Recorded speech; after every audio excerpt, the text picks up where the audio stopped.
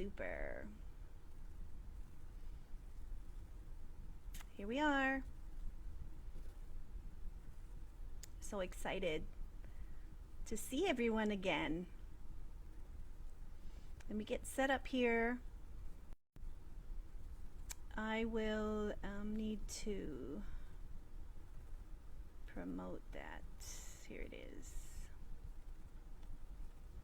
So on Facebook, I've included in the comments the actual Word doc and presentation that I'm talking about. I'm hoping it doesn't look like it's a live link. Oh, there it is. And in TikTok, I've already put that in the comments. Okay, if you could take a look at that. So basically, you know, I'm here again, guys, just wanting to share my story because I really feel it's common, right? I'm nothing special. I've gone through a number of things, and as many of you have as well. Okay, so you're welcome to share your story too, because you'll never know who might really benefit from it, who could really determine if that was something they could learn from as well. Okay, I'm gonna check that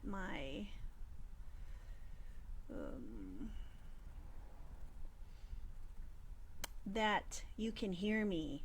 So please put a 1 in the comments. I mean, definitely if you can hear me. Not so much on TikTok, but on Facebook, because I have my new microphone, right? It's just like I'm a real presenter. So let me know that you can hear it. I'm just double checking that we definitely can communicate here. Okay, so as I had mentioned, I'm Eileen Mahong, and I'm here in social media. I've developed a Facebook page and a group. I've developed a TikTok account, an Instagram account, all around the message for our fierce and over 50 fabulous women, right? But I don't only have those individual special people, you know, following me. I have a number of different demographics and a number of different age groups. But my main message is just to help anyone here that I could help with developing their wealth as well as their wellness, and putting those two things as a priority, side by side, paralleled. Because although we're all out there searching for, you know, improving our finances, right, adding more income to our balance sheet, you really are going to run into problems and probably some real limiting beliefs and some conditions that you've already grown up with, and that could stand in the way of you really blowing up your capacity to earn more income, because you haven't addressed the necessary practices that we all need to be at peace with ourselves, to have clarity, so we make decisions that are based on our values and not haphazardly, right? Not just following the most shiny thing, because then that doesn't stay true to ourselves, and eventually we lose it. We lose the money that we were aspiring to make. So to stand on those two pillars, right? To stand on the fact that you're gonna work on your mindset, ground yourself in knowing who you are, knowing why you're doing what you're doing, knowing your values, so that you can make decisions along the way that speak to those values, and that's really who you are. Okay, then ultimately, when you exude that positivity, when you have that confidence that you've worked on so much, as you build your online business or your method to acquire income,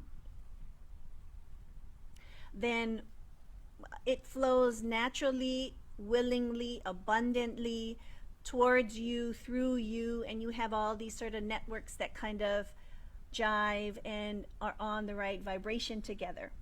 Okay? But that's a whole lot of stuff I just mentioned. And why did I even come to that realization to make that type of account, right? I came to that realization because I was put in a situation where everything that I worked for, everything that I aspired to do in my career, I have 25 plus years of experience in human resources and education administration. It took a lot of work to get to that point in those various careers. It took certification, time, effort, years of studying, writing essays, creating portfolios, and really honing in on those leadership and communication skills that you need to be in that type of position. And it took investment of time and money. And if you're like me, and you've done it, you're on the path because you're a provider for your family and yourself, because you need stability, again, for your family and yourself. And you thought that a higher level position would offer that for you. And it did. It did for me. I was on that path. But along the way, you're going to learn and determine that if you're not working for yourself, you are working for someone else. And that person could be, you could align with that person and their goals and their plans for the company and your position. Or you could have a new person come in and be completely misaligned to you. And ultimately, there's nothing you can do about that other than maybe nurture a relationship with that new boss of yours or supervisor. But if you can't do that, ultimately they have the final say. And they come in and they make changes to your job, your position, your setting. And that could be what happens. So when that happened to me, I could do a number of things, right? You could cry, you could say you're a victim, you could say that this is not fair, you could just crawl up into a ball and just spend the next 7 days in your closet, right? Just really shaken by the changes to your own career. And that's what I didn't do, right? Honestly, guys, when I found out that my position and my setting and my purpose was going to change so suddenly without my input, I honestly took a half an hour of my own time to really sit in it for a bit. It's called sitting in the muck. That's what, the mud, that's what a lot of counselors refer to. So I did that. And I had to also pull myself out of that, all of those negative emotions, right? Feeling like a victim, feeling fearful, embarrassed, intimidated, wronged, feeling injustice, like all of those feelings, right? And I had to be a role model for my family. I have a wonderful husband for 23 years. I have two young adult children who are in college. So they're college age and they're very influenced by our decisions, right? And how we demonstrate our poise and grace around life's challenges, okay? And so I had to be that person to lead my family away from those negative thoughts and feelings and impulses, right? To get back at a situation, to find someone to blame, to correct things. Because with my work on wellness and with my work around positive mindset, I knew that sitting in that fearful mess, sitting in a place where I need to find someone to blame for an unfortunate thing that happened to me, will get me nowhere. And I knew I was all about, if you're moms, dads, you have people counting on you, even if you don't have your own children, you have pets, you have people counting on you, you have to just stand up. You have to get yourself up and have purpose again. And no one can take that away from you, right? Your purpose. because you think they can, because maybe I identified with my position a lot. But then when that was changed and moved in a direction I wasn't comfortable with yet, does that mean my whole identity and all those years that I invested in my career, does that mean that's all disappeared? Is it just thrown away? No, not at all. It doesn't mean that. You could feel that way. Trust me, I know. I know it would feel crazy to know you invested all this time and money and effort into a certain direction in your career and then it's changed, right? Someone takes that away. But instead of wallowing, right, you gotta stand up. So if you agree with that, if you went through that situation, if you can, definitely if you can hear me, that message, go ahead and type a one in the comments. Basically, I want to know, is that speaking to you? And if it's not, then I don't need to continue this live at all, because that is my story, right? But if it is, if a bit of it is resonating with you, please go ahead and put that in the comments. I definitely appreciate, if you're doing that and if this information helps you. So I'm moving on. Okay, that was my story. I got stuck in that one pivotal moment in my career. Okay, so, and I mentioned to you, right? So are you going to just lay down and fall? No, you're not. So right after that, then I'm on social media and it's sort of resonating in a different way for me now. Suddenly I'm seeing how people are picking themselves up and how they might be creating an online business, which I've always been very interested in. I've always been very interested in passive income, right? And these were the traditional passive income methods, like real estate, purchasing real estate and having rental income. But those are not very easy to do. I mean, who has, a couple $100,000 to buy a condo and rent it to someone? We don't. But along comes this potential for online businesses, and you can actually access those methods of sales and marketing and understanding these sort of things, having a store online or having a Facebook group or a method to speak this message and ultimately monetize it.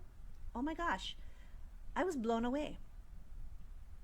And I realized that many of you, like me, are further along in your career and you thought you were just going to take maybe the next 10, 15 more years of investing in a career and then you'd maybe end up with a pension. Would that be wonderful?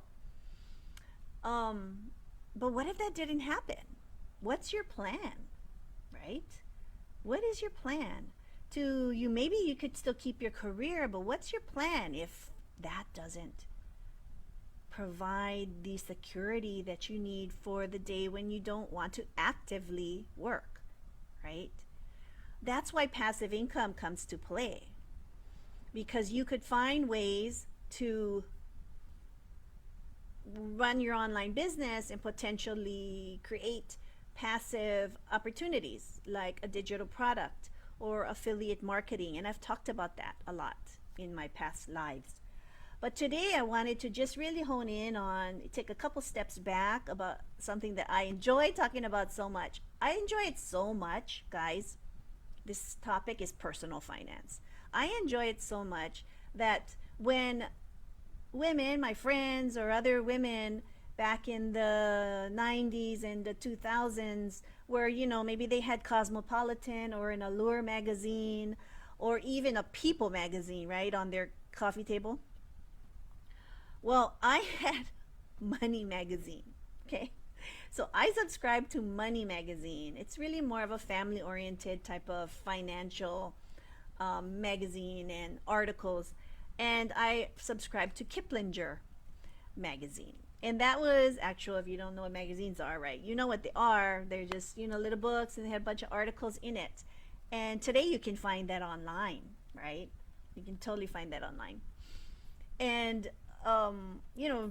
press, give me a number 2 maybe in the comments if you've actually seen a Money magazine. Were you in that sort of genre of people, or were you having your Cosmopolitan magazine on your coffee table? So that was my interest from the start, personal finance. And I've managed my own personal finance, my household finances, right? But I found in my circle of friends, I continue to be the friend that is sort of just sought after for some of these really very basic personal finance questions, right? Expenses, incomes, where are you saving your money?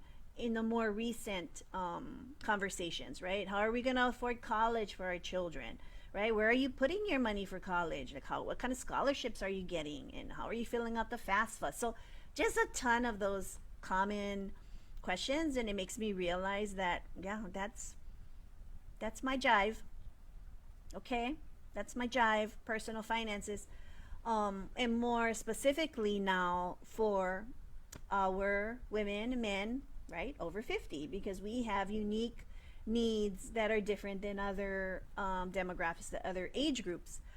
The information that I share in my Facebook group and in my account is very helpful for a number of ages, because you can definitely apply what I'm talking about.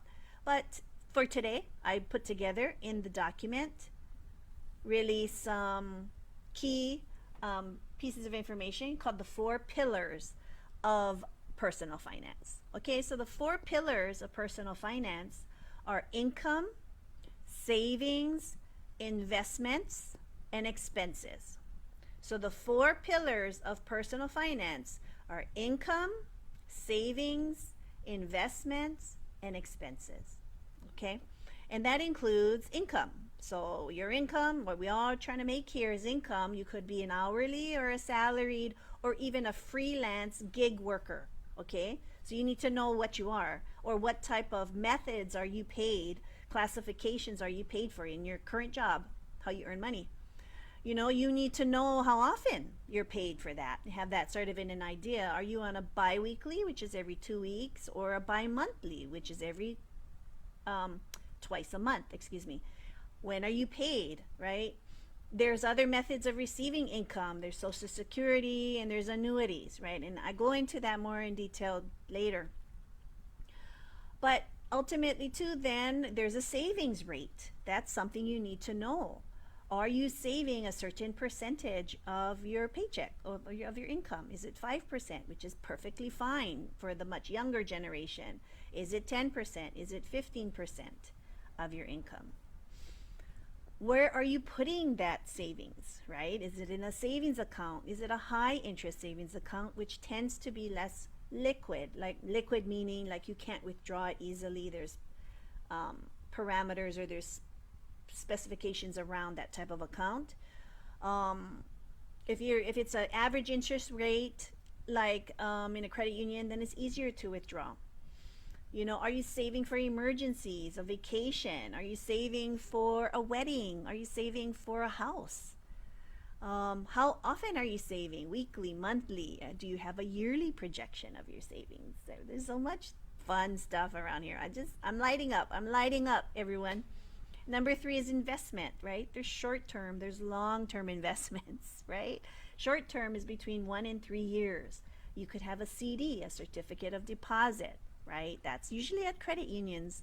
You could ladder your certificate of deposit because they expire, right? You can have a certificate of deposit expire in 6 months, where you earn a certain interest for 6 months, or you earn a certain interest for a year, okay? And it's a high interest, much better than just an average savings account.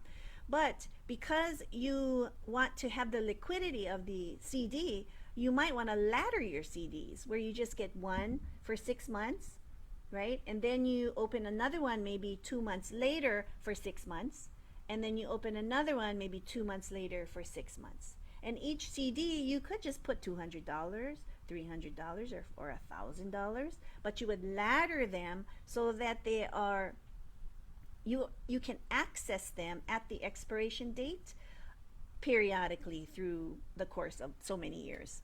Then there's high yield savings accounts too. I hear, like, I have mine in Capital One, but there's like Citibank, and there's a number of other accounts. And then there's long-term investments, yes, stocks, exchange traded funds, Roth IRAs, and then the one most people know about long-term investment accounts is like a 401k. something from your employer. The fourth pillar is expenses. Do you really track and monitor your expenses, right? Put a number 3 in the comments. Do you know how much you cost every month, right? I know my number, and I only know it because I look at it on a regular basis, and I can say I cost anywhere from $3,000 to $5,000 a month, and that includes everything in my monthly expenses. Okay, fixed expenses like rents, mortgages, your loans, like little installment loans like car loans. You may have medical bills where you have an installment, a set amount, and you have memberships. But then there's variable expenses, okay? And that's ones that go up and down in the month, you know, right around a certain amount, but based on your usage of that bill. So utility bills could be variable. Gas bills, your food and grocery could be variable. You could try to keep it within a budget, but it could vary a bit, right? Depending on if you have a party, a birthday party, if you have an, you know, friends visiting, you know, there's other reasons why we spend money and splurge, okay? And then other expenses, and this could be an income too, but you could have alimony or child support, okay? All of that is it in a nutshell, guys. Okay, I have it on the document. You see it on there. You gotta, if you're on TikTok, you have to copy and paste the URL that I put in there. And if you're on Facebook, it's definitely in the comments. I've included here,